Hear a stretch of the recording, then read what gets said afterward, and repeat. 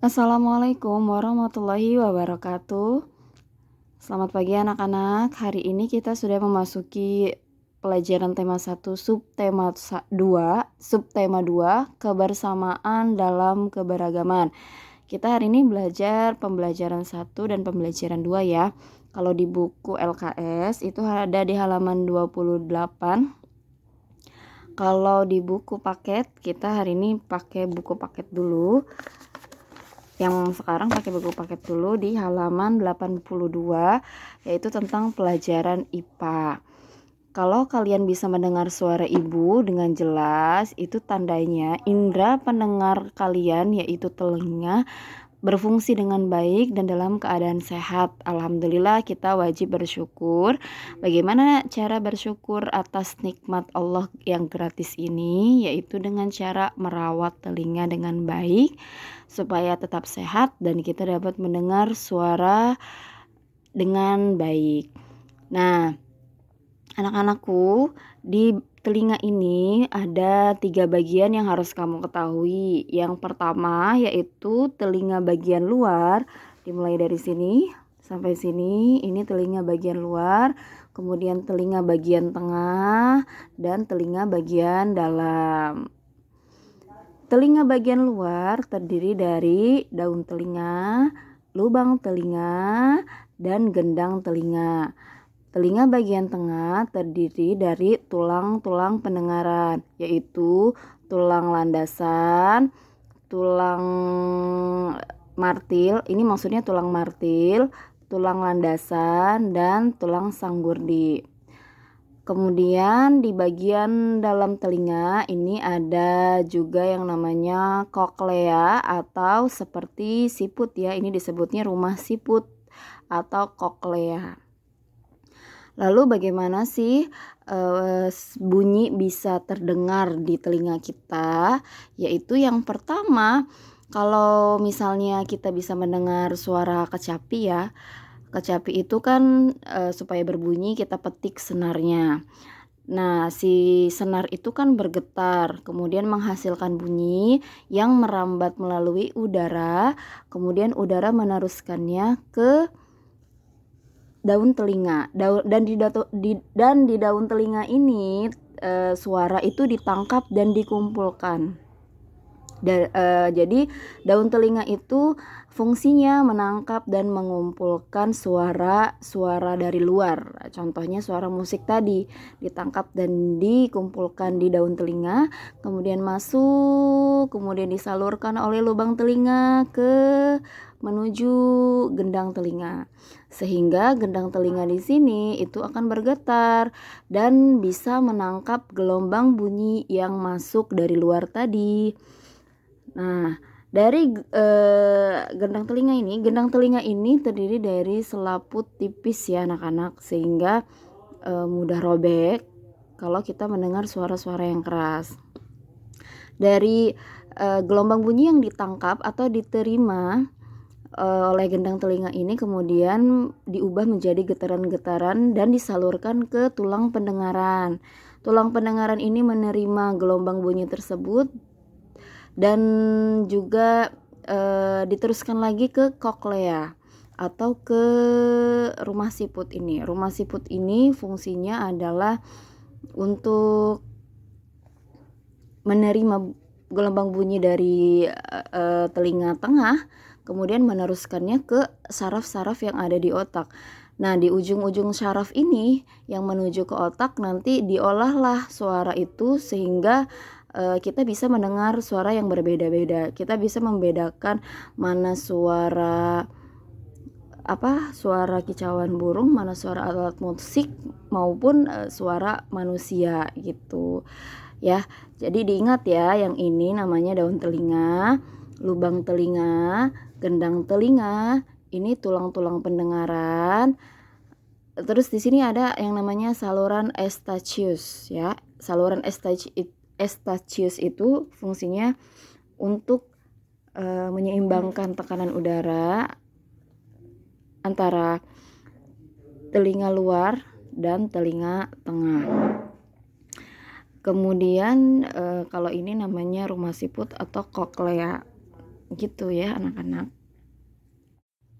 Nah, setelah kamu mengetahui bagian-bagian telinga, perlu diingat ya anak-anak, manusia itu hanya bisa mendengar suara dimulai dari frekuensi 20 sampai 20.000 getaran per detik. Kalau lebih dari itu, gendang telinga kita bisa rusak.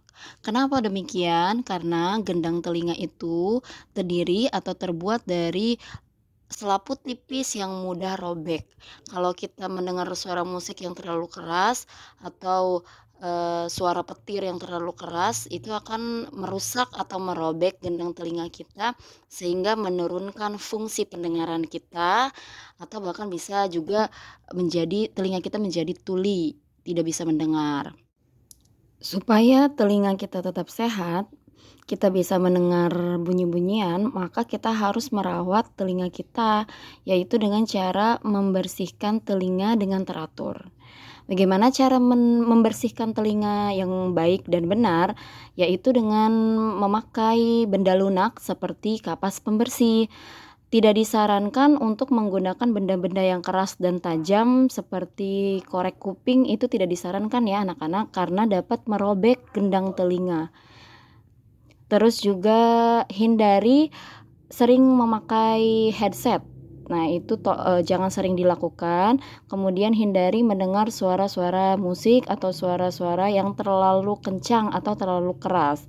Karena gendang telinga kita, nih yang ini, yang gambarnya seperti ini, itu terdiri dari selaput tipis yang mudah robek. Kalau terlalu kencang suara yang kita dengar, itu akan merusak gendang telinga sehingga merusak pendengaran, menurunkan pendengaran kita juga. Kemudian di pembelajaran 1 kita belajar PPKN di buku LKS kamu ada di halaman 33, yaitu tentang toleransi beragama. Seperti yang sudah kamu ketahui bahwa pemerintah Indonesia mengakui 6 agama di Indonesia. Yang pertama itu agama Islam, yang kedua agama Kristen, yang ketiga agama Katolik, yang keempat agama Buddha, kelima agama Hindu, yang keenam agama Konghucu. 6 agama ini memiliki rumah ibadah yang berbeda, hari rayanya pun berbeda, kemudian kitab sucinya pun berbeda-beda. Meskipun banyak perbedaan agama yang dianut oleh masyarakat Indonesia, itu tidak membuat kita saling membenci, tidak membuat kita saling membenarkan diri sendiri, tapi harusnya membuat kita saling bersikap toleransi. Toleransi itu adalah saling menghargai sesama umat beragama. Jadi kalau kita bertemu atau punya teman yang berbeda agama dengan kita, maka sikap kita ya tetap bermain dengan mereka. Kemudian kalau mereka beribadah, kita tidak mengganggu, yaitu mempersilahkan teman yang berbeda agama dengan kita itu beribadah sesuai ajaran agamanya. Kemudian juga tidak memaksakan kehendak kita kepada teman yang berbeda agama. Nah, kita melanjutkan ke pembelajaran 2, yaitu masih mata pelajaran PPKN. Kalau ini tentang kerjasama anak-anak.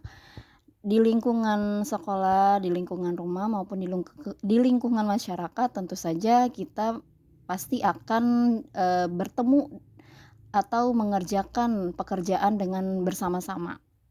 Contohnya di lingkungan sekolah, contoh kerjasama di lingkungan sekolah adalah mengerjakan piket. Piket itu dibagi dalam bentuk kelompok dan setiap kelompok memiliki beberapa orang dan setiap orang memiliki tugas masing-masing sehingga dia harus bertanggung jawab atas tugas piketnya tersebut. Contohnya ada anak yang tugasnya membersihkan lantai, menyapu lantai, ada anak yang tugasnya mengepel lantai, ada anak yang tugasnya membuang sampah, ada anak yang tugasnya membersihkan tulisan di papan tulis. Kalau setiap anak bertanggung jawab atas setiap tugasnya, maka dia sudah bisa melakukan kerjasama dengan baik dan setiap anak dapat mendapatkan manfaat dari kerjasama yang mereka lakukan. Manfaat itu artinya akibat atau dampak baik yang diterima oleh kita karena kita sudah melakukan kerjasama. Manfaat kerjasama yang harus diketahui oleh kamu yaitu ada 4 anak-anak. Yang pertama, pekerjaan menjadi lebih ringan. Yang kedua, pekerjaan akan cepat selesai. Yang ketiga, menumbuhkan rasa persaudaraan. Dan yang keempat, menumbuhkan sikap persatuan dan persatuan.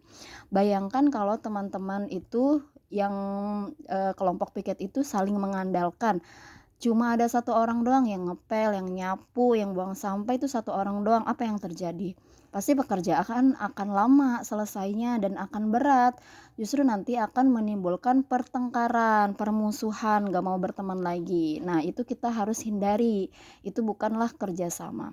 Kalau kerjasama itu artinya sebuah usaha yang dilakukan beberapa orang untuk mencapai tujuan bersama. Itulah yang disebut kerjasama. Kalau kerjasama di sekolah itu piket, berarti kita sama-sama bergotong royong membersihkan kelas sehingga kelas menjadi bersih dan kita nyaman belajar di kelas gitu.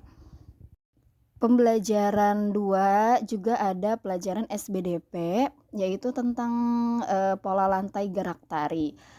Kemarin kan kamu sudah membahas gerakan tari dari Bungung Jempa ya, yang berasal dari Aceh. Bungung Jempa itu artinya bunga cempaka. Di buku itu ada beberapa formasi anak-anak atau pola lantai yang dibentuk dari tarian Bungung Jempa.